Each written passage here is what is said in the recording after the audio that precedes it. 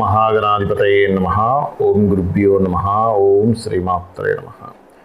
పరమేశ్వర స్వరూపమైనటువంటి జ్యోతిష, వాస్తు మరియు ఇతర అనేకమైనటువంటి శాస్త్రములను మనకు అందించినటువంటి మహర్షులకి నమస్కారం. హయగ్రీవ హయగ్రీవ హయగ్రీవేతి యోపదేత్త సనిస్సరతే వాణి జనుకన్యా ప్రవాహవత్ అరుణాం కరుణాతరంగితాక్షీం ధృతపాశాంకుశ పుష్పబాణ చాపాం అనిమాదిభిరావృతాం మయూకైః అహమిత్యేవ విభావయే భవానీం. శ్రీమాత్రే నమః. ప్రేక్షకులందరికీ కూడా ఆ యొక్క లలితా అమ్మవారి యొక్క అనుగ్రహం పరిపూర్ణంగా కలగాలని మనస్ఫూర్తిగా కోరుకుంటూ, ఇప్పుడు నేను చెప్పబోయేటువంటి టాపిక్ ఏదైతే ఉందో, చెప్తుంది నేనైనప్పటికీ కూడా చెప్పేస్తుంది సాక్షాత్ లలితా అమ్మవారిగా భావిస్తూ, ఈరోజు మనము ప్రతి లగ్నం వారు, లగ్నం తెలిసిన వారు లగ్నం నుంచి చూసుకోండి, లగ్నం తెలియనటువంటి వారు రాశి నుంచి చూసుకోండి.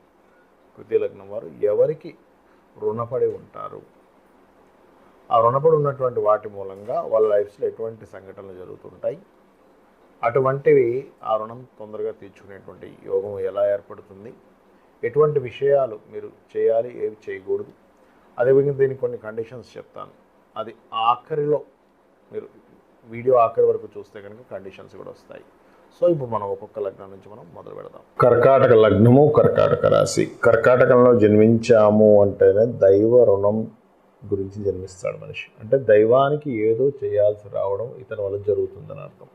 అంటే ఎలా అండి అంటే, చూడండి, మనం చూస్తూ ఉంటాం కొన్నిసార్లు ఎవరికో ఏదో కల్లో కనబడి, అక్కడ పలానా విగ్రహం ఉంది, తీయండి, అది తీసి నాకు గుడి కట్టించండి అని ఎవరికో ఒకరి కల్లో వస్తుంది. ఆ వ్యక్తి వెళ్ళి ఇంకో ఇద్దరు ముగ్గురిని తీసుకుని వెళ్ళి అక్కడ తీస్తే ఆ విగ్రహం ఉంటుంది. దాని తీరా తీసిన తర్వాత దాన్ని ఒక ప్రతిష్ఠ చేస్తారు. దానికి ఫండ్స్ కావాలి. అప్పుడు ఎవరో వచ్చి నేను పెడతాను డబ్బులు అంటూ ఉంటారు. వాళ్ళంతా ఏంటంటే ఆల్రెడీ ప్రీ డిజైన్డ్ చేయబడ్డారు వీళ్ళు. అంటే పలానా సమయంలో పలానా దగ్గర పలానా దొరికినప్పుడు నువ్వు దానికి ఫండింగ్ పెట్టడానికి నువ్వు భూమి మీదకి వెళ్తున్నావు. అంటే ఎందుకంటే రామాయణ మహాభారతాలు కానీ తీసుకున్నట్లయితే అందులో కొన్ని ఘట్టాల్లో ఒక 1000 సంవత్సరాల ముందే ఒక మహర్షి ఇంకోటి చెప్తుంటారు, ఫలానా 1000 సంవత్సరాల తర్వాత ఒక అవతారం రాబోతుంది, అందులో ఫలానా అవతారంలో ఫలానా సమయంలో నీకు ఆ శాప విమోచనం జరుగుతుంది, ఆ ఒక అవతారం రాబోతుంది, లేదా ఒక ఋషి ద్వారా, ఒక మనిషి ద్వారా, ఒక దీని ద్వారా జరుగుతుంది. అంటే ఏంటి, ఆల్రెడీ మనం ఏదైతే చూస్తున్నామో దీనికంటే ముందు ఆల్రెడీ డిజైన్ చేయబడుతుంది. అదేవిధంగా ఈ యొక్క రుణం ఏదైతుందో దైవ రుణము, ఈ దైవ రుణము ఉన్నప్పుడు వీళ్ళకు ఒక చిన్న కర్కాటక లగ్నంలో జన్మించినటువంటి వారికి దైవ రుణము ఉంటుంది, దైవ శాపం కూడా ఉంటుంది. గుర్తుపెట్టుకోండి, దైవ శాపం ఎప్పుడు ఉంటుంది అంటే, వీళ్ళు పాస్ట్ లైఫ్లో ఏవైనా తెలుసో తెలియకో దేవతా సంబంధించిన దూషణ, అంటే అందరూ ఏమనుకుంటారంటే ఏమో భగవంతుని తిట్టాడేమనుకుంటారు. కాదండి, భక్తుల్ని తిడితే కూడా దైవ శాపం వస్తుంది. గుర్తుపెట్టుకోండి. అది ఎవరికి అవుతుంది, కర్కాటక లగ్నం వాళ్ళందరికీ ఉంటుందంటే అందరికీ ఉండదు.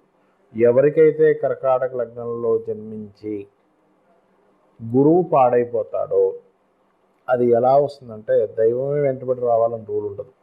అక్కడ కోర్టు కేసు వ్యవహారాల మూలంగా కూడా వాళ్ళకి ఇబ్బంది వస్తుంది. ఎందుకంటే గురువు కోర్టు కేసులకు కారకుడు. కాబట్టి ఏమవుతుంది, గురు మహర్దశ వస్తుంది. చూడడానికి భాగ్యాధిపతి కదా అనుకుంటాం మనం. ఆ గురువు కనుక ఎక్కడైనా పాడై ఇబ్బంది ఇచ్చాడు అంటే ఆస్తి మూలంగానో, లేకపోతే కోర్టు వ్యవహారాల మూలంగానో, ఇంకో ఖర్చు రూపంలోనో, లేకపోతే ఇంకో మిస్కమ్యూనికేషన్స్ రూపంలోనో అది కోర్టుకు సంబంధంగా వచ్చేస్తుంటుంది. ఏది గురువు పాడైతే. అదే గురువు బాగున్నాడు అనుకోండి, ఉదాహరణకి అదే గురువు బాగుంటే ఏదైనా కేసెస్ వెంటనే ఈ వ్యక్తి గెలవడం జరుగుతుంది. కోర్టు ద్వారా వీళ్ళకి లాభం జరగడం జరుగుతుంది. అయితే ఫైనల్గా ఏమిటి అంటే, దైవ రుణము, గురువు యొక్క రుణము ముఖ్యంగా తీర్చుకోవడానికి వీళ్ళు భూమి మీదకి వస్తారు. అదేవిధంగా ఇంకొంతమంది చూడండి, ఒక పెద్ద జడ్జిమెంట్ ఇస్తాడు అతను. అది ఎంత పెద్ద జడ్జిమెంట్, ఎంత గొప్ప జడ్జిమెంట్ అంటే దానివల్ల కొన్ని లక్షల మంది జీవితాలు బాగుపడతాయి.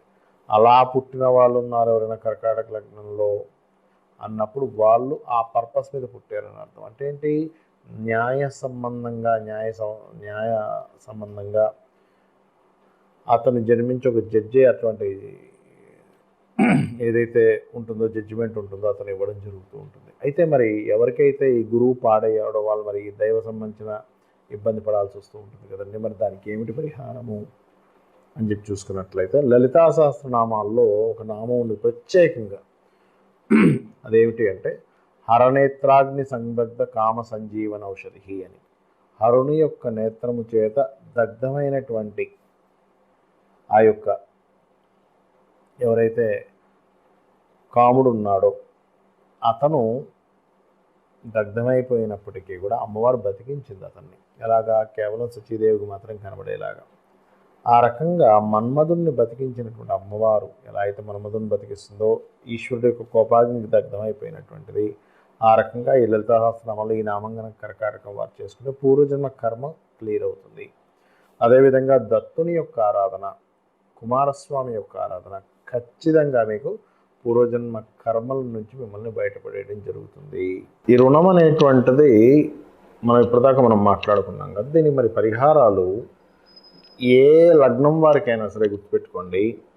పరిహారం అనేటువంటిది ఏదైతే ఉందో అది మీరు పాయింట్ నెంబర్ 1 రెగ్యులర్గా చేసుకోవాలి. ఏదో ఒకసారి చేశానండి, ఒకసారి చేశాను నాకు తీరిపోదా అంటే తీరదు రుణం. ఎందుకంటే మీకు పూర్వజన్మల్లో చేసినటువంటి కర్మ మూలంగానే మీ చుట్టూనే బంధువర్గం రూపంలోని, ఫ్రెండ్స్ రూపంలోని, శిష్యుల రూపంలోని, గురువుల రూపంలోని, భార్య భర్త పిల్లలు, ఇంటి పక్కింటి వాళ్ళ రూపంలోని, ఎదురింటి వాళ్ళ రూపంలోని, మీ బాస్ రూపంలోని, మీ యొక్క కొలిక్ రూపంలోనే వస్తూ ఉంటుంది ఆ కర్మ అనేటువంటిది.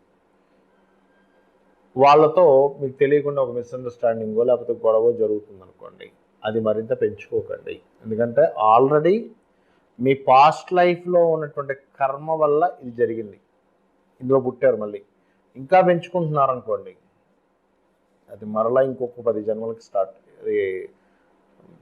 ఫాలో అవుతూ ఉంటుంది మీకు. అంటే ఇంకో 10 జన్మల వరకు మళ్ళీ మీరు దాని రుణం తీర్చుకునే పని మీద మళ్ళీ అక్కడ ఫైట్ చేసి మళ్ళీ అలా ఏంటంటే ఒక్క దగ్గర కాకుండా. ఎందుకంటే దీనికే మనకి చూడండి, మనకి మహాభారతాలు లాంటి వాటిల్లో చూపిస్తూ ఉంటారు మనకి భీష్ముడి మీద కోపంతో నేను మళ్ళీ ఇంకో జన్మెత్తాలి, ఇంకో జన్మెత్తుతాడు. మనకు పురాణాల్లో చాలా వాటిల్లో చూపిస్తూ ఉంటారు. అంటే ఏంటి, జన్మలు ఉండేటువంటి కాన్సెప్ట్ సనాతన ధర్మంలో మన శాస్త్రాల్లో వేదాల్లో చెప్పబడింది. జన్మ అనేటువంటిది ఉంటుంది, మనకు భగవద్గీతలో కూడా చెప్పబడింది. మనం దేన్నైతే ఎక్కువగా థింక్ చేస్తుంటామో అది శత్రు రూపంలో కావచ్చు, మంచిది కావచ్చు, ఆ వ్యక్తికి ఆ జన్మ రావడం జరుగుతుంది. ఎక్కువ దేని థింక్ చేస్తాము, ఎక్కువ దేని గురించి ఆశపడుతూ ఉంటాము, ఎక్కువ దేని గురించి పోరాడుతుంటాము. కాబట్టి ఇప్పుడు మనం చెప్పుకున్నటువంటి కాన్సెప్ట్ ఏదైతే ఉందో, ఈ రుణానికి సంబంధించిన కాన్సెప్ట్ ఏదైతే ఉందో ఇది క్లియర్ అవ్వాలి అంటే ఇప్పుడు నేను మీ రాశిపరంగా ఏదైతే రెమెడీ చెప్పానో దాన్ని మీరు ఎంత చేస్తే అంత రుణం క్లియర్ అవుతుంటుంది. అందులో ప్రధానంగా గోవులకి ఏదైతే తినిపించాలని చెప్తుంటానో అది గోవులకు తినిపించడము. ఉదాహరణకి ఏ పెసలో దానం ఇవ్వమని చెప్పాను, గోవులకి ఆకుకూరలు తినిపించడం. ఏ గోధుమలో దానం ఇవ్వమని చెప్పాను, గోధుమ రవ్వ గోవుకు తినిపించడం. అదేవిధంగా ఉదాహరణకి గురువు బాలేడని చెప్పి శనగలు దానం ఇవ్వమని చెప్పాను, శనగలు తినిపించకుండా ఆ ప్లేస్లో మీరు ఏం చేస్తారంటే గోవుకి అరటి కాయలు తినిపించండి. ఒక్కోసారి శని ద్వారా వస్తుంది రుణం, అంటే శని గ్రహం ద్వారా రుణం వస్తుంది. అలాంటప్పుడు తెల్ల నువ్వులు దానం ఇవ్వమని చెప్తాను, కానీ గోవుకి నువ్వులు తినిపించకూడదు. అలాంటి సందర్భంలో మీరు చేయవలసింది ఏమిటి అంటే గోవుకి బెల్లము తినిపించాలి. ఆ రకంగా పదార్థం అన్నీ కూడా గోవులకు తినిపించకూడదు. అలా తెల్ల నువ్వులు తినిపించినట్లయితే మరింత దోషం ఏర్పడుతుంది. ఎందుకంటే అది ఏదైనా ప్రెగ్నెన్సీతో ఉన్నట్లయితే ఆ యొక్క దోషం మీకు చుట్టుకుంటుంది.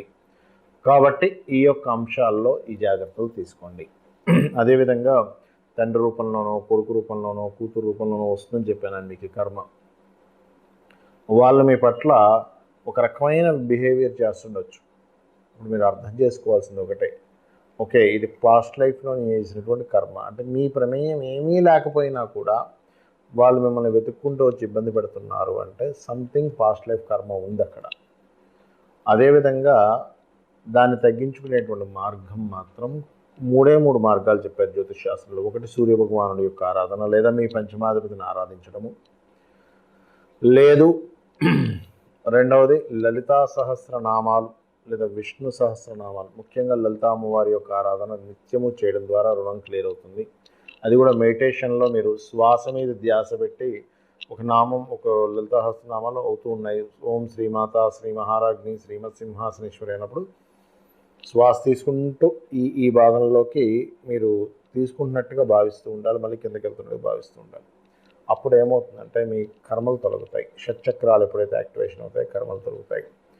అదేవిధంగా మీకు దగ్గరలో ఆలయం కానీ ఏదైనా ఉత్సవాలు కానీ జరిగేటప్పుడు మీ వంతు సహాయం, ధన సహాయం కాదు నేను అనేది, మీ వంతు మీకు చేతనైనంత ఏదైనా అక్కడికి ఒళ్ళు వంచి ఏదైనా పని చేయడం, అక్కడ ఏదైనా క్లీన్ చేయడం ఇలాంటివి చేస్తే కూడా మీ పూర్వజన్మ కర్మలు తొలగుతాయి. కర్మ తొలగితేనే మీ యొక్క రుణం తీరుతుంది. ఇది గుర్తుపెట్టుకోండి. రెగ్యులర్గా అమ్మవారి చాంటింగ్ చేయండి, ఆనందదాయకంగా ఉండండి. అమ్మవారి యొక్క అనుగ్రహం మీకు పరిపూర్ణంగా కలగాలని మనస్ఫూర్తిగా కోరుకుంటూ శ్రీమాత్రే నమః.